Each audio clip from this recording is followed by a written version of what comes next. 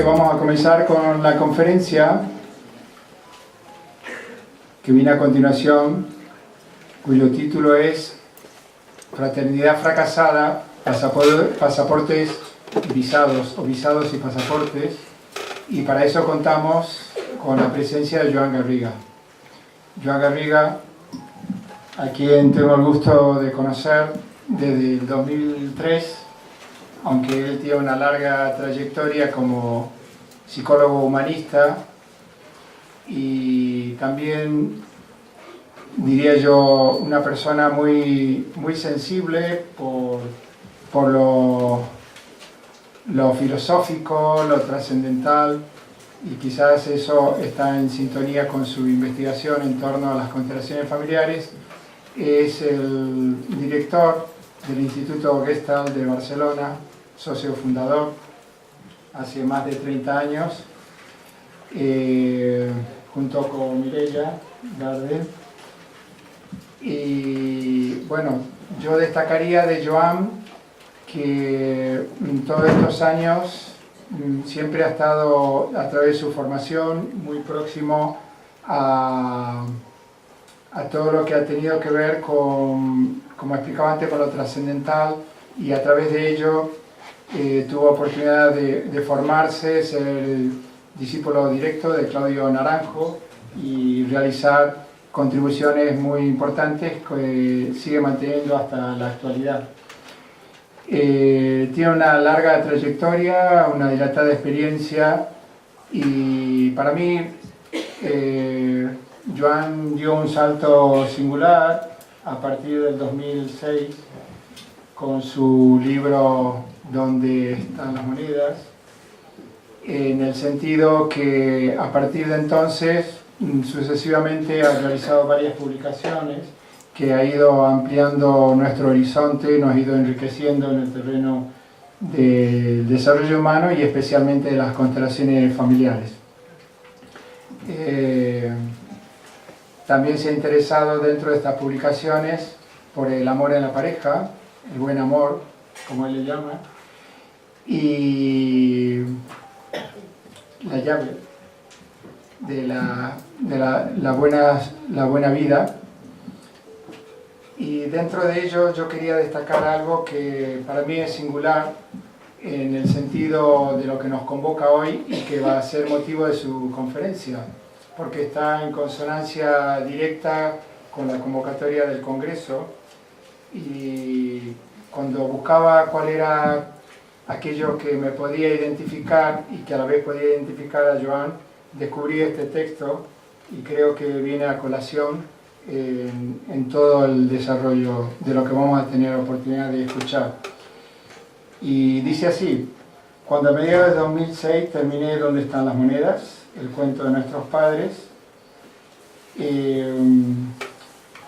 publicado también por la editorial de la que forma parte el libro, lo hice con las siguientes palabras: finalmente, cuando miramos el fluir de la vida con ecuanimidad, los requerimientos del alma para lograr la meta apreciada de la paz interior son simples. Amar lo que es, la realidad tal como se manifiesta, aun cuando presente su cara terrible y furiosa. Así lo enseñan todas las tradiciones de sabiduría. Amar lo que somos, dejando de pretender ser diferentes, mejores o peores, respetando nuestros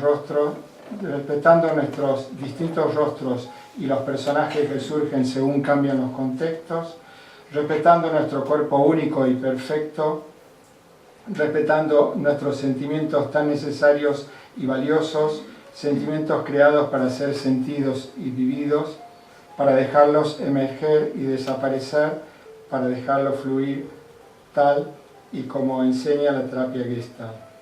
Amar a todos los que son, es decir, a todos los compañeros humanos, pero en especial a los que nos concierne de cerca, aquellos que forman parte de nuestra alma familiar y que constituyen nuestro universo de lazos interpersonales y afectivos, como se hace obvio en el trabajo de constelaciones familiares.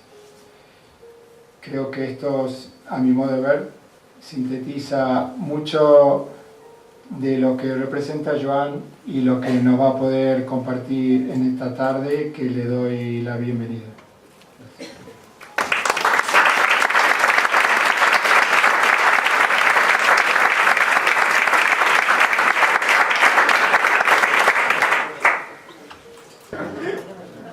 Bueno, nada, buenas tardes y gracias también por estar aquí y gracias muy especialmente pues, a la Asociación Española Bergelinger. Tiene un punto de bello y de impresionante ver cómo de una pequeña semilla ha crecido un árbol con tantas ramas, con tantos frutos. A veces impresiona el eco que ha llegado a tener esta herramienta y la filosofía que está por debajo de esta herramienta. Y si aglutina tanta gente, hay que sospechar que no sea por otra cosa, sino por el hecho de que es una herramienta que ayuda, que trae paz, que reconcilia, que apacigua, que nos pone más cerca de lo esencial y probablemente nos vuelve más amorosos, o como tú has tenido este gesto tan bonito de leer el encabezado de mi libro de Vivir en el Alma, pues nos pone más cerca del amor, también del amor a nosotros mismos. En segundo lugar, agradezco mucho a ti como presidente y también a Beatriz como organizadora que ya desde el principio me decía, y también a Rafa, que recuerdo que en Valencia me hablaste, ¿por qué no hablas? ¿Por qué no hablas ahí en Cádiz? Bueno, yo creo que si no fuera porque a veces me impulsan otras personas, sería un tipo bastante ocioso. Nunca estoy seguro de si sería mejor que fuera ocioso y permitiera ser menos impulsado, o está bien el impulso porque en definitiva luego las cosas son creativas, bellas, nos miramos, nos disfrutamos y es tan valioso también. Luego, antes de entrar en lo que voy a entrar, también quería hablar de que yo creo que los fenicios, que crearon esta ciudad hace 3122 años, en el 1104 a.C., no sé si ellos habían desarrollado lo que luego se llamó los teatros romanos. Porque yo tengo una pena muy grande de no ver a mucha gente que anda por ahí detrás. Me gustaría veros a todos, y es extraño esto de estar hablando para personas a las que uno no ve. Así que me imagino que aunque no nos veamos, me escucháis. Pero la atención nunca es tan precisa cuando uno solo escucha pero no ve. Así que vamos a ver. Igual en algún momento me levanto. La tercera cosa que quería decir también antes de entrar en lo que voy a entrar es que me complace mucho estar en este congreso, también porque está Joseba Etxotegui. Joseba Etxotegui, que acuñó el síndrome de Ulises, que se dedica mucho a la migración, y que es una persona entrañable, bondadosa y notable, y que yo tuve la enorme suerte de tenerla como profesor cuando cursé mis estudios de psicología. Y le guardo un recuerdo además muy entrañable, no sé si debería decir esto, porque en verdad yo solo le vi 3 veces. Le vi 3 veces porque asistí a 2 clases y al examen final. Era mi posibilidad en aquel momento. Él tuvo la delicadeza de ponerme una matrícula de honor. Yo creo que debe haber sido la única que he tenido en mi vida. Porque la asignatura que tomé de él era técnicas de psicoterapia. Y cuando yo cursé psicología llevaba años sabiendo cosas y aprendiendo cosas de psicoterapia. Así que intuyo que él se debió dar cuenta y me puso la nota muy especial. Bueno, vamos a entrar en el asunto. Y en esta charla, que hace tiempo que se concretó, aunque yo no sabía bien de qué hablaría, pero en este mes de agosto escribí un artículo que le puse por título La fraternidad fracasada. Es un artículo que escribí estimulado por demanda de la revista española de gestaltistas, que me pidieron que hablara sobre la fraternidad. Luego, cuando ya se fue acercando la fecha y pensé mejor de qué iba a hablar aquí, pensé que dado el título, el enfoque, la temática de este encuentro, que lo más apropiado sería que hablara de este artículo. Es un artículo que a mí, por cómo se fue tramando y construyendo, tiene un componente que en mi opinión es bastante conmovedor, ya lo veréis. Espero que os interese.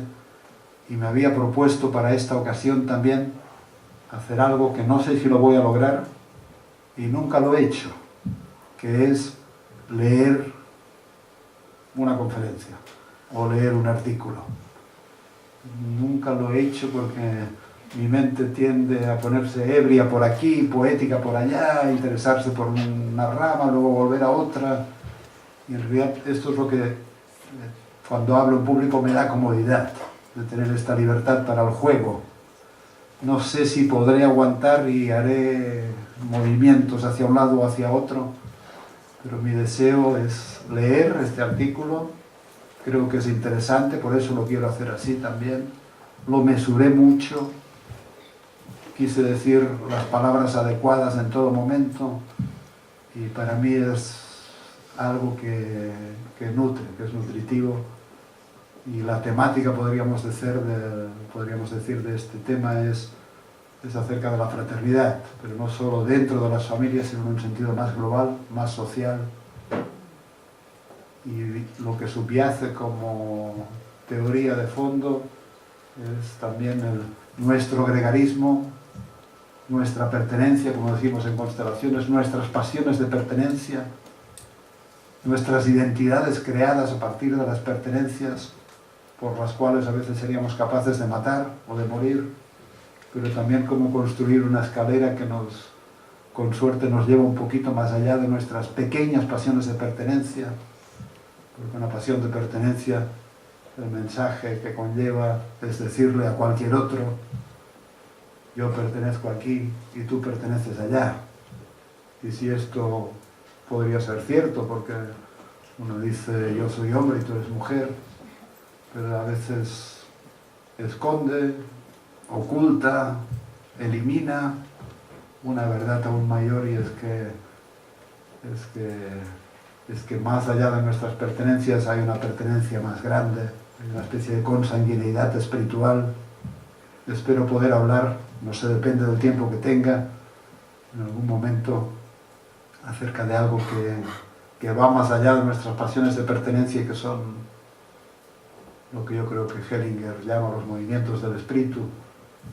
Pero si hablo de ello, no lo haré con mis palabras, sino lo haré con las palabras de otros poetas o de otros sabios. Así que si me permitís, y me da un poco de temor porque yo todavía tengo reminiscencias de cuando niño, en las clases con mis maestros, me aburría soberanamente. Yo me especialicé en tener media cabeza en el profesor y media cabeza en mis fantasías. Supongo que me perjudicó esto, porque luego uno tiene que volver a aprender a poner atención. Así que conservo un temor de resultar muy soporífero, más si leo. Así que como tengo este temor, hacerme el favor de que no se realice y manteneros despiertos. El título del artículo, y lo leeré tal cual, se llama La fraternidad fracasada. Este es el título, y las últimas palabras del artículo es visados y pasaportes. Por eso que el título que al final le pusimos fue La fraternidad fracasada, visados y pasaportes. O sea, unimos el encabezado con el final. Entonces, hay una apertura. Y la apertura dice que sería quedarnos cortos si redujéramos el ámbito de la fraternidad a su sentido familiar, el de los hermanos unidos por lazos de sangre o de crianza.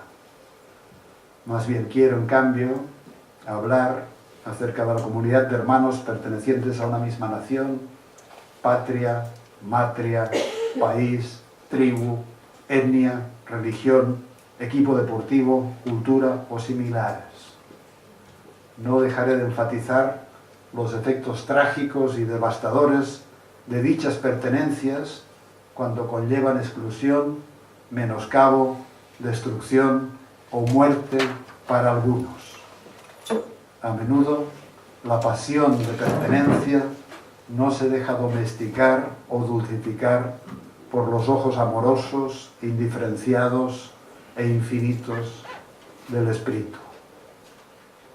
Quisiera también plasmar algunas sencillas ideas sobre las dinámicas entre hermanos en el interior de las familias, pero afirmaré, antes de todo, que según mi experiencia personal y profesional, en su trasfondo natural y espontáneo, la hermandad tiene más de solidaridad y cooperación amorosa que de rivalidad o brutalidad competitiva. Sin embargo, la dialéctica entre la cooperación o la lucha, entre el yo o el tú, el ser o el tener, el nosotros o el vosotros, nos acompaña en la vida y nos interpela sin descanso. Seguramente porque obedece a dos fuerzas biológicas, la ternura, la agresividad, propias de los seres humanos.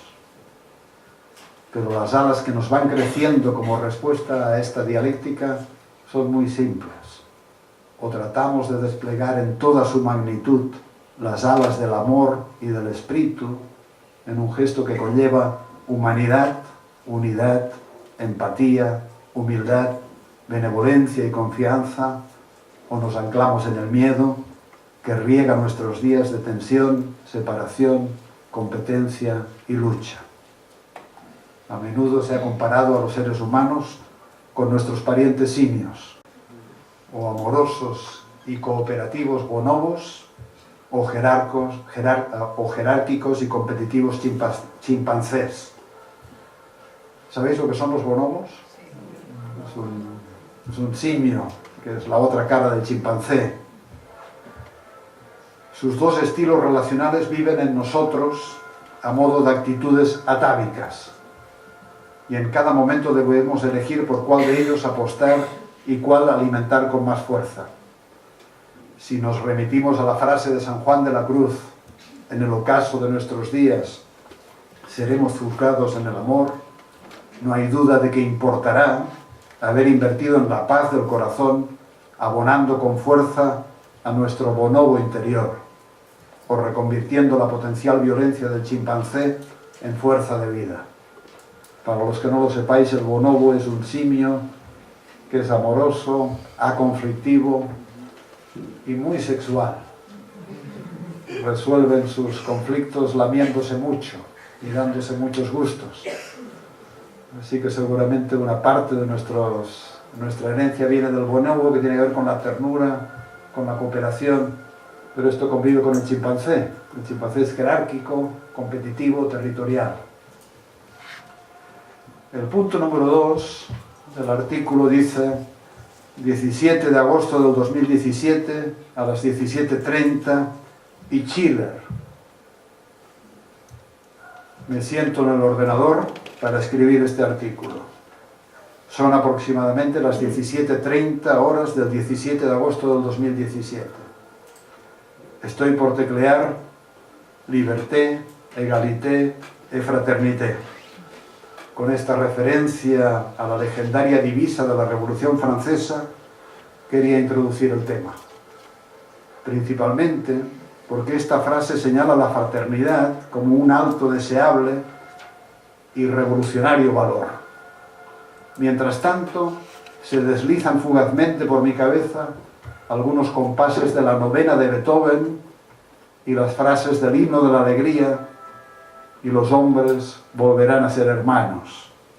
Pienso también en la oda de Schiller, la oda a la alegría, que dice: más allá de las estrellas habita un Padre amoroso. Dice: Abrazaos millones de seres. Este beso es para el mundo entero. Hermanos, sobre la bóveda estrellada debe habitar un Padre amoroso. Os prostráis millones de seres. Mundo, presientes al Creador. Búscalo más arriba de la bóveda celeste. Sobre las estrellas ha de habitar. Así que empecé a escribir y como telón de fondo tenía el cuarto movimiento de la novena de Beethoven y muy en concreto la Oda a la Alegría de Schiller. Ah, qué bello es el lenguaje del amor, de la esperanza, del abrazo, de la hermandad y la consanguineidad bajo la bóveda celeste. Somos hijos de una misma sangre porque en todos nosotros habita el mismo Padre amoroso, más allá de las estrellas. Este es el meollo del asunto, la consanguinidad espiritual que nos iguala a todos frente a la consanguinidad familiar, tribal, religiosa, étnica, geográfica, nacional, cultural, musical, deportiva, que nos iguala a algunos frente a otros de los que nos separan.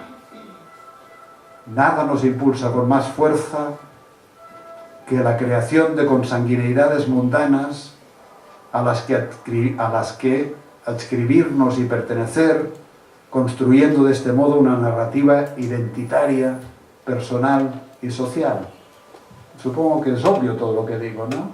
Si me seguís, nuestra vida viene dirigida por nuestras pasiones de pertenencia, por nuestras adscripciones, y construimos un imaginario identitario. Soy hombre, soy catalán, soy de Cádiz, soy listo, soy bueno, soy malo, etcétera, etcétera. Y construimos una narrativa identitaria que son los brazos articulados del yo, pero que quedan limitados si no son aderezados por una comprensión más abarcativa que va más allá de estas pertenencias o consanguinidades. Digo, el instinto más hondo y apasionado que tenemos es el tribal y el de pertenencia. Soy de aquí, pero no soy de allá. Soy Elena, pero no María. Soy hombre, pero no mujer. Soy norteamericano, pero no coreano. Soy judío, pero no palestino. Soy de derechas, pero no de izquierdas. El pequeño mamífero que vive en nosotros dice, soy de aquí. Somos nosotros. Nosotros frente a ellos. Por ello, matamos o morimos si hace falta. Sin embargo, el músculo espiritual que compartimos todos como principio germinal, aunque a veces quede oxidado por el poco uso o relegado a una larga siesta, canta. En nosotros habita la misma amorosa sangre, el mismo fuego de vida, la misma lira interior. Clama, soy todos sin exclusión. En todos habita el mismo Padre amoroso. La pasión de pertenencia del mamífero, apasionado que somos, necesita, para la paz de su corazón, del contagio espiritual.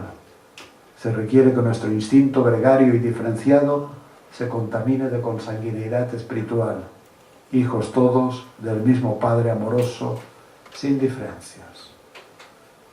Y el punto número 3 dice, atropello masivo en las Ramblas de Barcelona.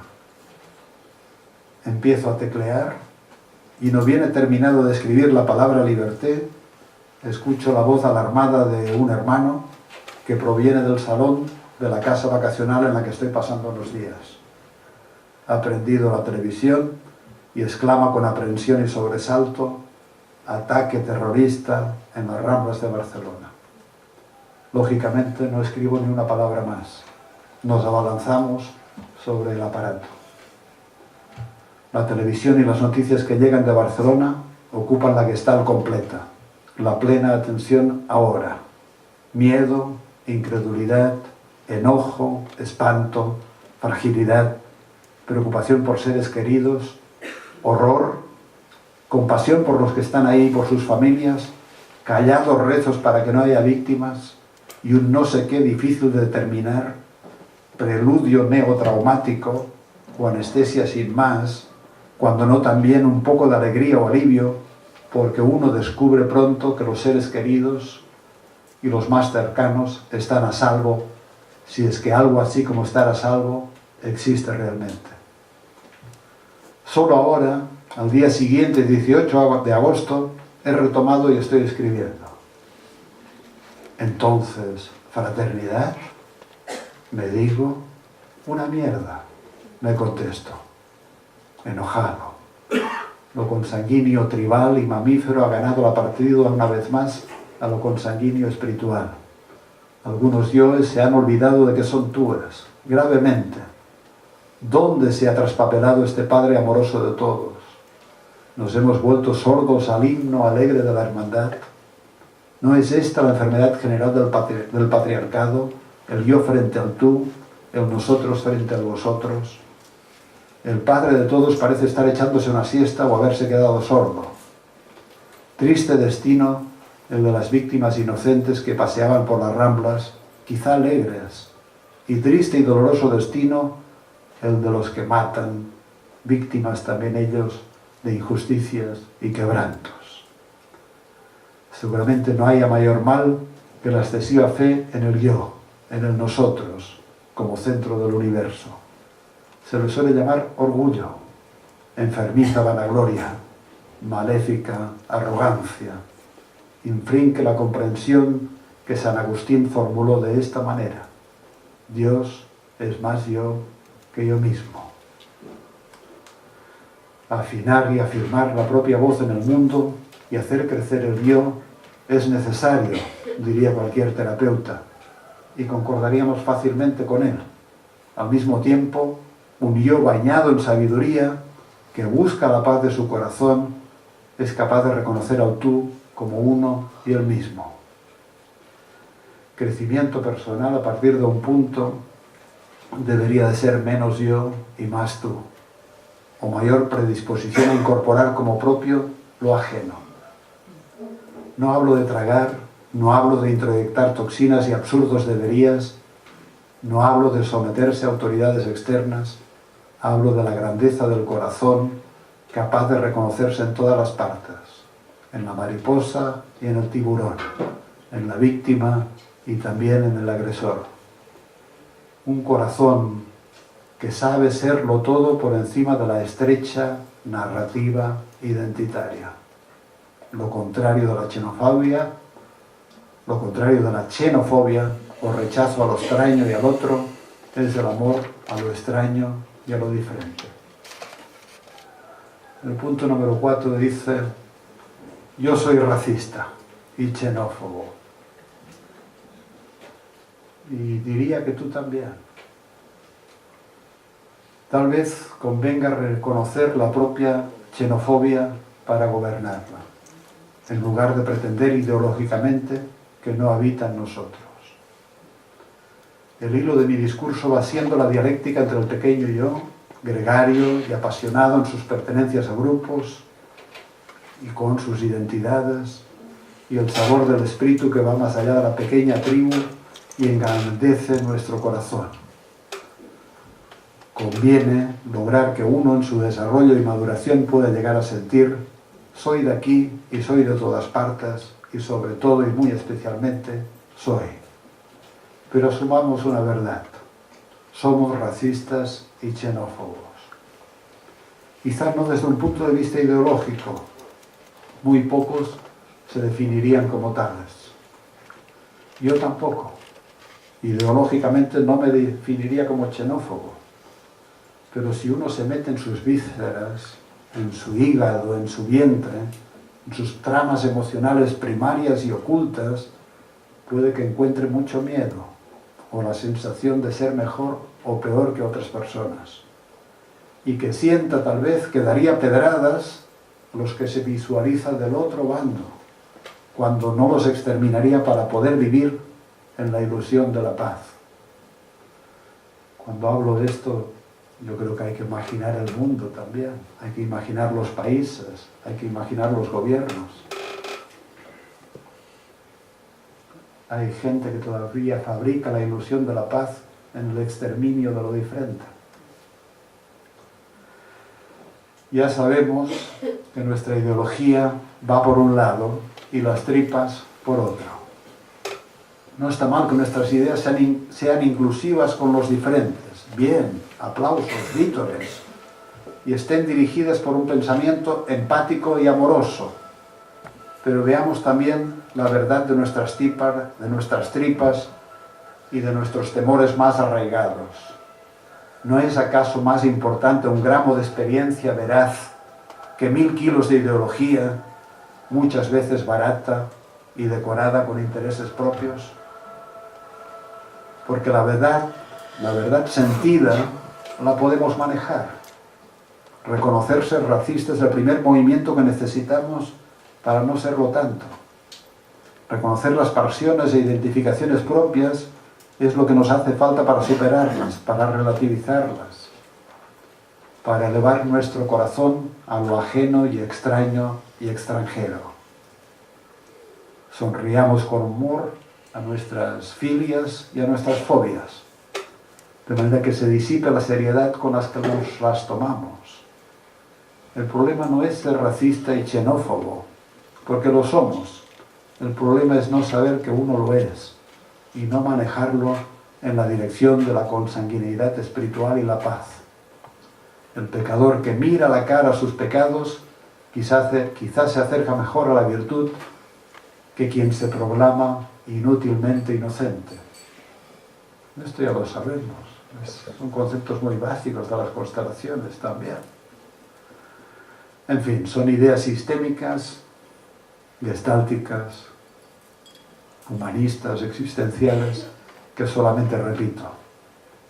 Una vez le preguntaron a un pensador francés, he olvidado a quién, si usaría un artilugio bélico que daría enormes ventajas a los franceses, pero perjudicaría seriamente a los demás países. Y él contestó que no, porque solo era ciudadano francés por casualidad. Por suerte, la oración gestáltica que acentúa las diferencias sanas y necesarias puede ser corregida con la contraoración del monje budista Thich Nhat Hanh, que enfoca la unidad, la visión de que somos uno. Si es cierto que yo soy yo y tú eres tú, también lo es que tú eres yo y yo soy tú. No sé si conocéis la oración gestáltica y la contraoración de Thich Nhat Hanh. La oración gestáltica acentúa las diferencias. Adrián, no sé cómo iremos de tiempo, me planteó que si había tiempo quizá hiciéramos una meditación o algo práctico, y quizá la planteo en esta dirección. Aquello que acentúa la diferencia y aquello que acentúa la similitud, veremos el tiempo. Pero Fritz Perls, el creador de la Gestalt, construyó lo que se dio en llamar la oración gestáltica. La oración gestáltica dice: yo soy yo y tú eres tú. Yo hago lo mío y tú haces lo tuyo. Yo no he venido a este mundo a satisfacer tus expectativas, ni tú a satisfacer las mías. ¿Alguien me ayuda? ¿Qué más dice? Si nos encontramos es maravilloso, y si no, no hay nada que hacer. No hay nada que hacer, si suena un poco, pues, jódete. Pero luego vino Thich Nhat Hanh. ¿Sabéis quién es Thich Nhat Hanh? Es un monje vietnamita que vive un ashram en Francia. Y Thich Nhat Hanh dijo, no me lo sé de memoria tampoco, aunque está en alguno de mis libros, lo puse. Dice, yo soy tú y tú eres yo. ¿No es obvio que somos el mismo? Yo cuido la basura que hay en mí para que tú no tengas que sufrir. Y cultivo las flores que hay en ti para que tú puedas florecer. Yo he venido a este mundo a ofrecerte paz y alegría. Y tú has venido a ofrecerme fortaleza y amparo, no sé bien qué.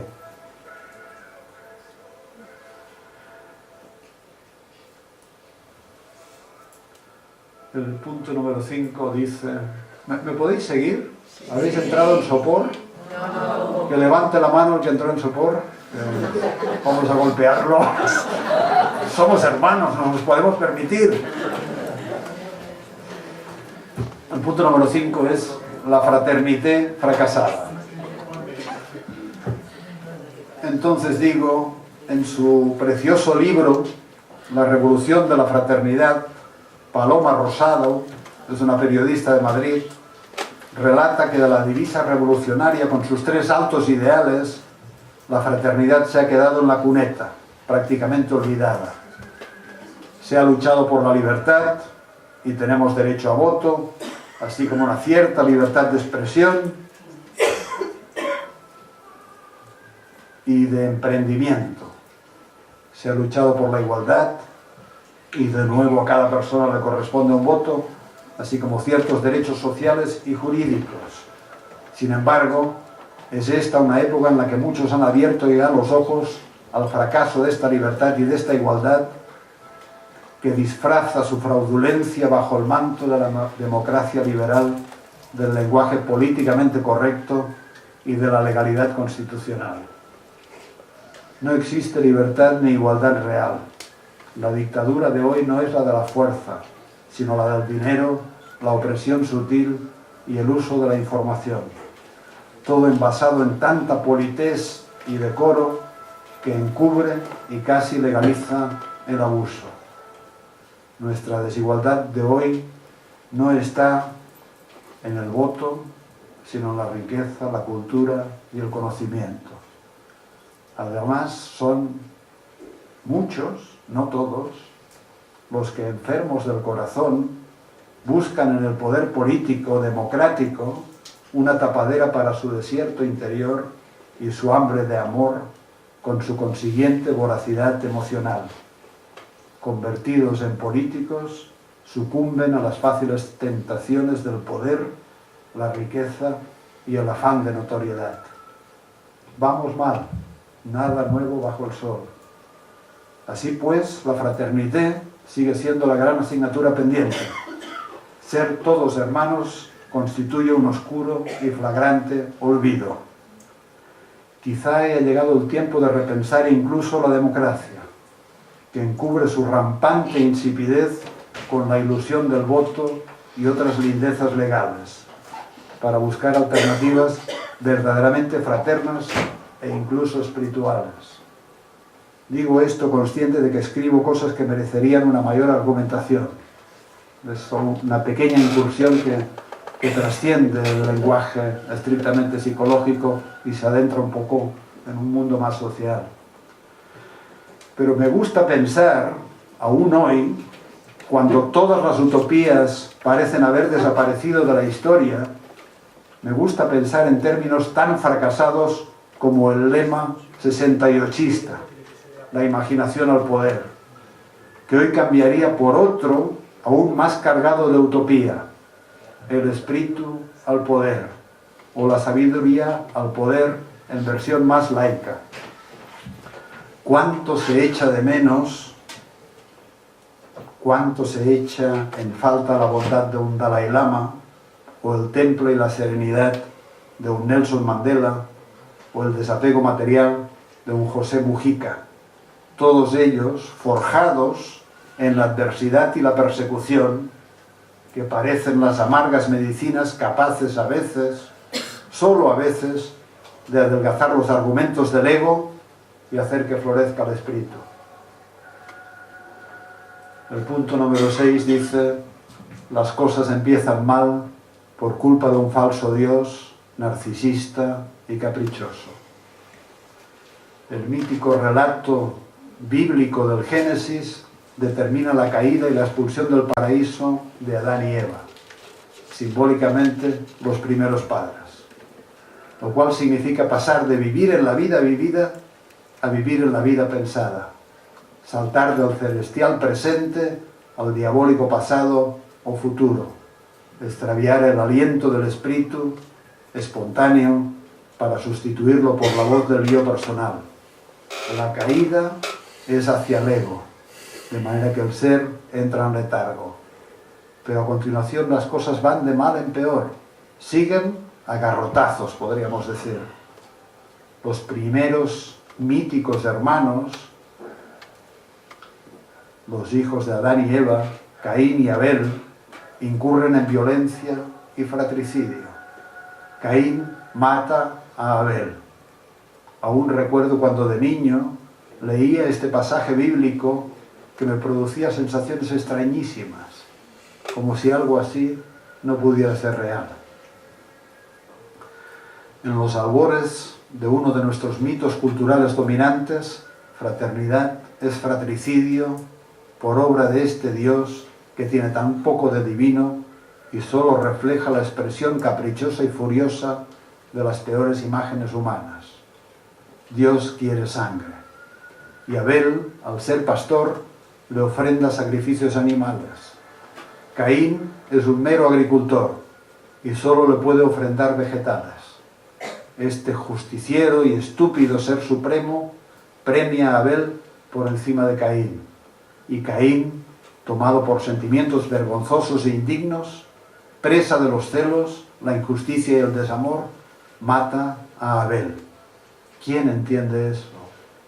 La lección es que la fraternidad es fratricidio. ¿Y cómo es posible que Dios siembre en Caín sentimientos de indignidad, de no ser bastante bueno, de no ser amado? ¿Hay un Dios ahí? ¿Tiene ese Dios corazón? ¿Es posible pensar en un Dios que no sepa amar, no ya que no sepa bailar, como diría Nietzsche? ¿Es plausible un Dios que hace diferencias y abraza o rechaza, premia o castiga, levanta o somete? ¿No nos habremos vuelto todos locos?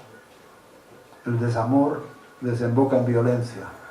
El mal entre hermanos es la expresión de la violencia y la neurosis sacrificial, arrogante, autoritaria, asustadora e inútil del Padre asimilado a Dios. ¿Es propio de Dios, sea lo que sea esto, tener una mente sacrificial? Varios son los grandes males derivados de la expulsión del paraíso y el ingreso en la ideología patriarcal. Ya no es nuestro instinto y la unión con la naturaleza, sino yo lo que dirige la vida. El yo es gobernado por el miedo y los intentos de manejarlo y de escapar de él por oposición a un vosotros o a un ellos. El fratricidio es la metáfora dominante. Luchamos todos contra todos. Y el premio y el castigo, el sacrificio y el sufrimiento se tornan el núcleo inevitable de nuestra existencia. No en vano, Nietzsche terminó su biografía con su poco enigmática frase: Dionisios versus el crucificado. Esto tiene implicaciones familiares también, porque esta ideología sacrificial se encuentra en los vasos sanguíneos de nuestro cuerpo y de nuestra cultura. Cuando trabajamos en constelaciones familiares y miramos los asuntos, las implicaciones familiares, casi siempre encontramos esta idea prestigiosa de que un sacrificio ha de obtener beneficios. ¿Y de dónde surge esta idea tan extraña? ¿Cuál es la metáfora dominante de esta idea tan extraña? También es, según Nietzsche, la de un crucificado que tiene la enorme arrogancia de creer que con su crucifixión salvará los males del mundo. Y la idea nietzscheana por esto es: Dios ha muerto, Cristo ha muerto, que nazca el superhombre. Y el superhombre es uno que es capaz de abrazar todas las dimensiones de la vida, tal como ocurren a cada momento. Como decía, no en vano Nietzsche termina su biografía con su poco enigmática frase: Dionisio versus el crucificado. Vida o sacrificio, quiere decir. Hombres superfluos y atemorizados, o el ser humano grande y audaz que realiza una alianza inquebrantable con la vida tal y como es y con la naturaleza que lo anima, inmune a la corrosión de las multitudes adoctrinadas. Son palabras de Nietzsche. Aquellos que encuentran la verdad ya no dependen de ser aceptados en su grupo. Que se lo pregunten a Spinoza, expulsado de su aparentemente cálida y segura patria o comunidad judía, pero que a partir de su exilio desarrolló su metafísica.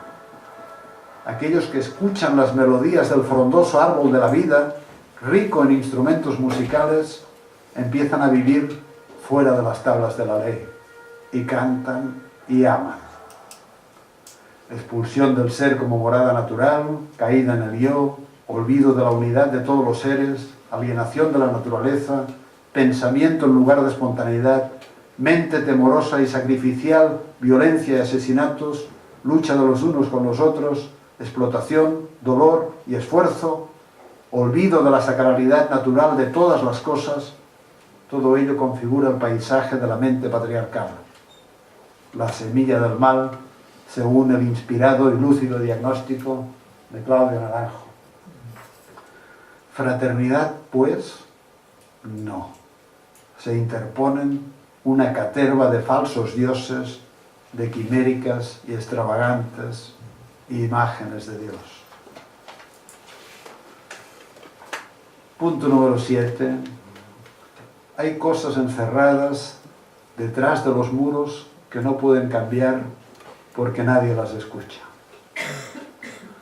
Uno de los precios del mal patriarcal y la caída es la vergüenza, el escondite, el autodesprecio, el miedo, la falta de amor a uno mismo y a la vida, la pérdida de confianza y por tanto de la transparencia y de la verdad. Se lee en Yerma una frase de gran sabiduría terapéutica. Hay cosas encerradas detrás de los muros que no pueden cambiar porque nadie las escucha.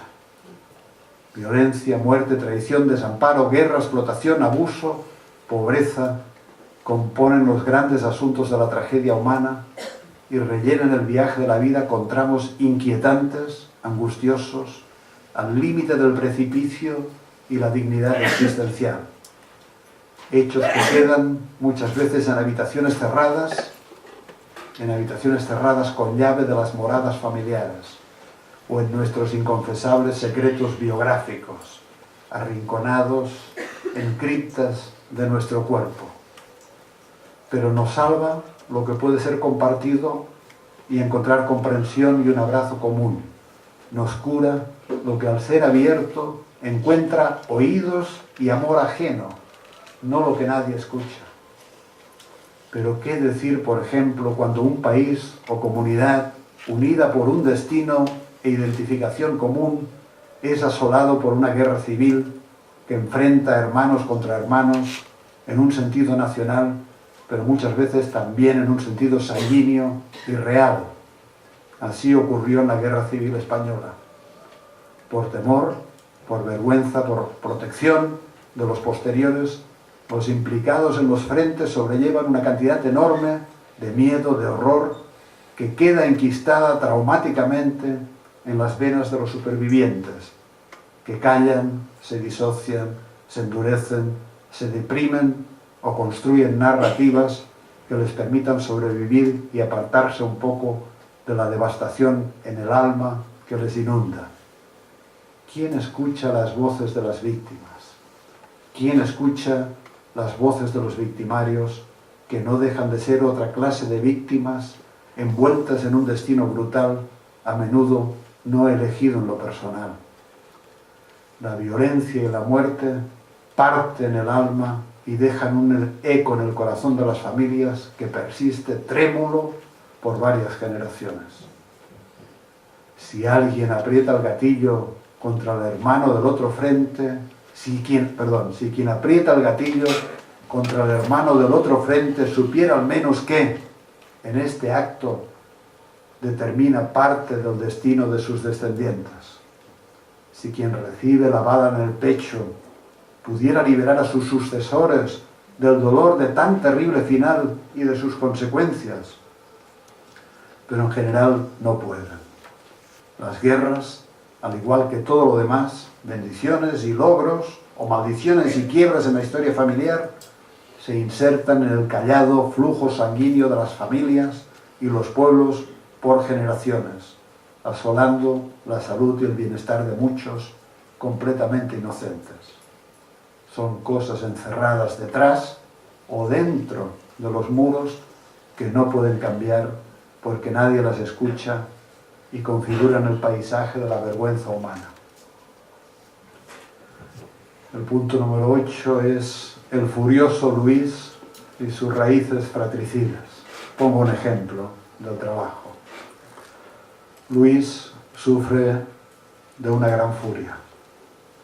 Para él se trata de un estado crónico de enojo que va parejo a intensas ganas de dañar. Es un sentimiento posicional y estable, nuclear en su personalidad, poco adaptado a la realidad, porque ahí está casi siempre sin que nada externo lo justifique claramente. Vive en estado de alerta y con constantes fantasías de matar. Un hecho relevante de su historia familiar es que su abuelo fue asesinado en la guerra civil. Miramos las raíces de su furia con la metodología de las constelaciones y el campo de vida e historia que muestra.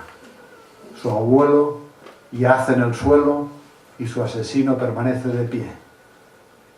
Y el representante de Luis, levantando el brazo derecho con el puño cerrado, se acerca al asesino queriendo matarlo. Podríamos decir que hace como él. Luis ha incorporado la energía asesina. No sería inútil pensar que su furia vengativa le iguala con el asesino. En términos de constelaciones, tiene una identificación con el asesino de su abuelo. Mirando lo que está sistémicamente, se trata de una Gestalt pendiente. Mirando lo que es sistémicamente, una Gestalt pendiente puede no ser biográfica, sino también familiar y afectar a nuestro psiquismo y nuestra vida de manera determinante. Pensar que este texto yo lo escribí para los gestaltistas, pensando en los gestaltistas, por eso aquí incurro en algún desliz.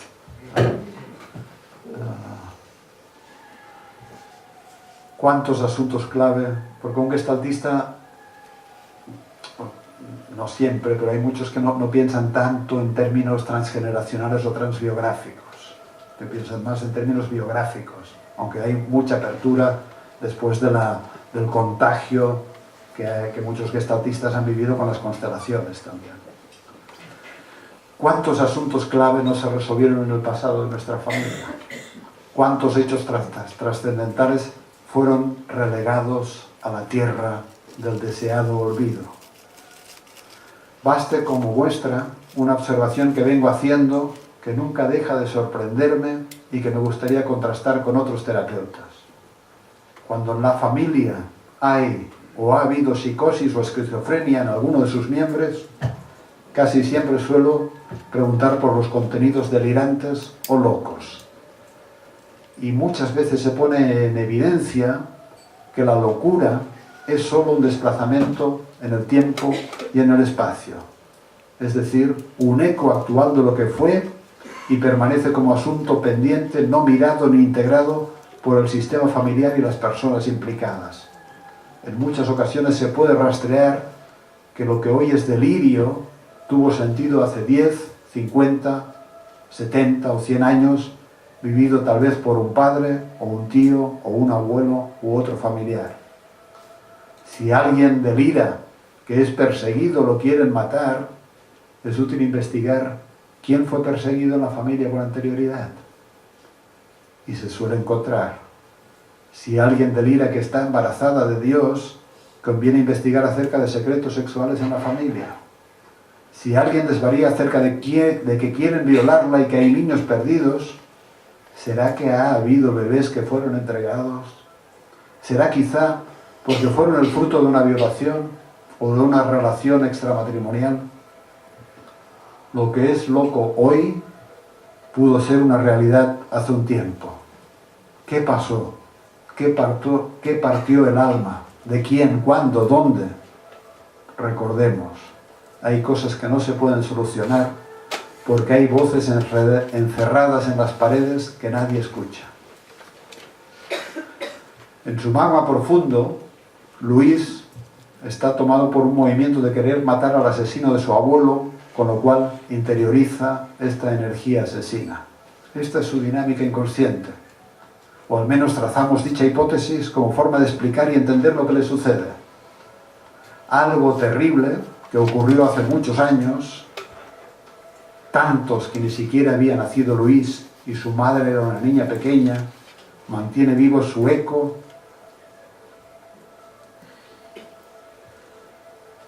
Me dice, abrevia y busca el final para hacer la meditación. Entonces, ¿estás detectando que los estoy...?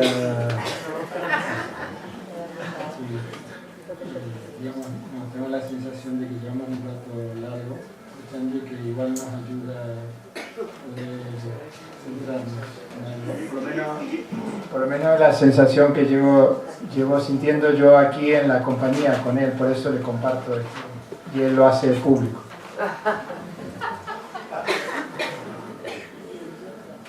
A ver.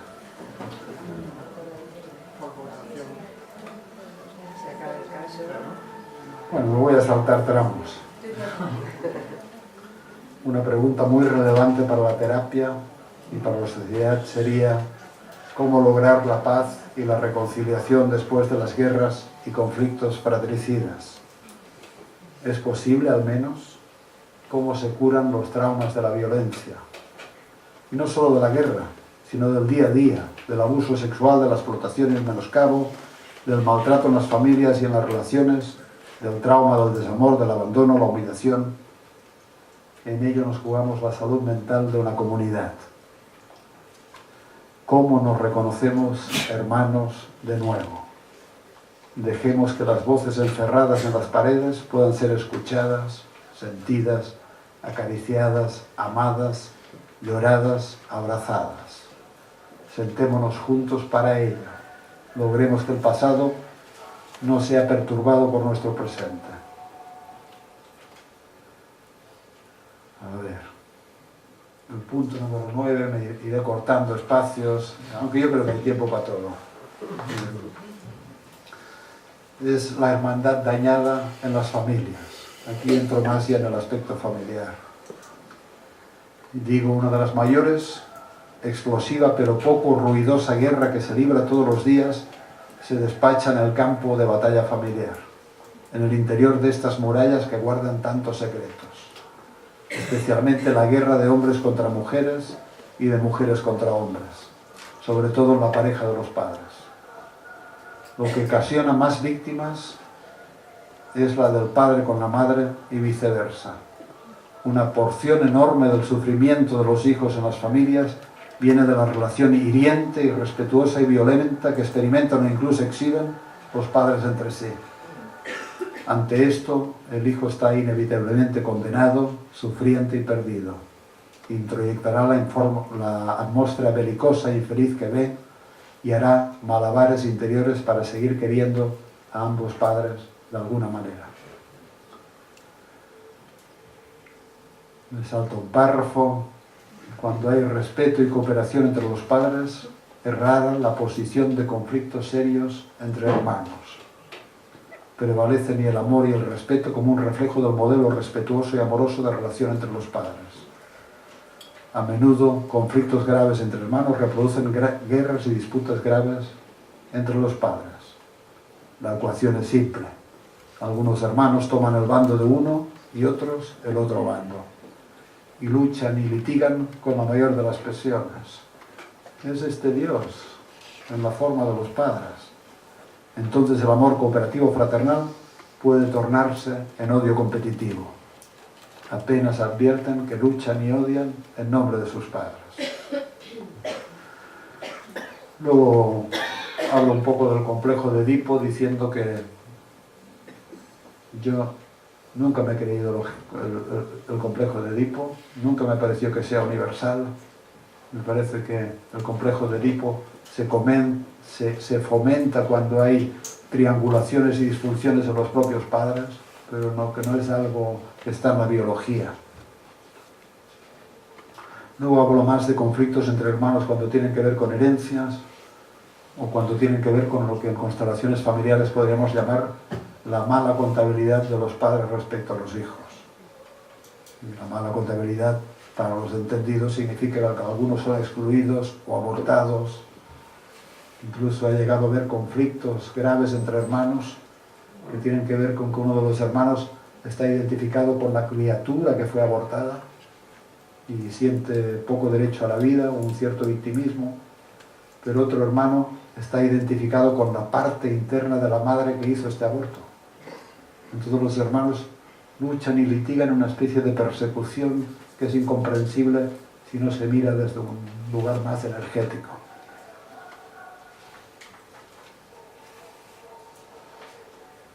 La última parte, y ahí cierro, termino el escrito diciendo bonobos y chimpancés. Leo esta parte y pasamos a otra cosa. El chimpancé del que venimos y vive dentro de nosotros es jerárquico y autoritario, a veces brutal, violento, competitivo, impositivo y territorial. El bonobo del que venimos y que también vive adentro es empático, orientado al placer, reacio a los conflictos, cariñoso y comunitario. Pero supongo que hay que integrar ambas como fuerzas que bien manejadas enriquecen el paisaje de la vida. Y preguntarse a quién de las dos conviene alimentar con mejores nutrientes. Stefan Zweig, en su novela, que os recomiendo, de obligada lectura, yo es de los libros que he leído 5, 6, 7 veces, yo creo, en mi vida. Pasa un tiempo y necesito leerlo de nuevo. Y es el libro que se llama Los ojos del hermano eterno. Stefan Zweig nos ilustra al respecto. Su personaje, Virata, guerrero anterior a los tiempos de Buda, se orienta a la purificación alimentando la empatía, la virtud y la justicia, después de descubrir, durante la madrugada, cuando sale el sol, que en la batalla de la noche ha matado a su hermano. Ahora leo un parágrafo de la novela. Cuando Virata se aproxima al último cadáver, sintió que su mirada se oscurecía. Sabía que era una de sus víctimas, uno de los que había herido con su espada. Acercó su rostro al del muerto y reconoció a su hermano mayor, Belangur, príncipe de las montañas, que había acudido en su ayuda. Es decir, es que la lucha transcurre de noche y por eso no se ven los rostros. A la mañana, cuando hay luz, descubre que ha matado a su hermano Belangur. Virata se agachó y puso su cabeza en el pecho del hermano. El corazón había dejado de latir. Los ojos estaban abiertos. Y las negras pupilas le miraban y parecían clavársele en el corazón. Entonces Virata sintió que su espíritu se empequeñecía, se aniquilaba completamente, y como un agonizante se sentó entre los muertos.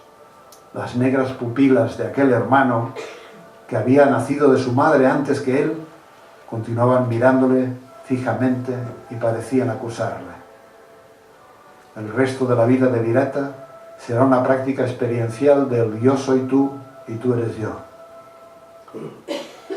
Ojalá no permitamos que quede adormecida en nosotros esta consanguinidad espiritual que yace en nuestra esencia espontánea.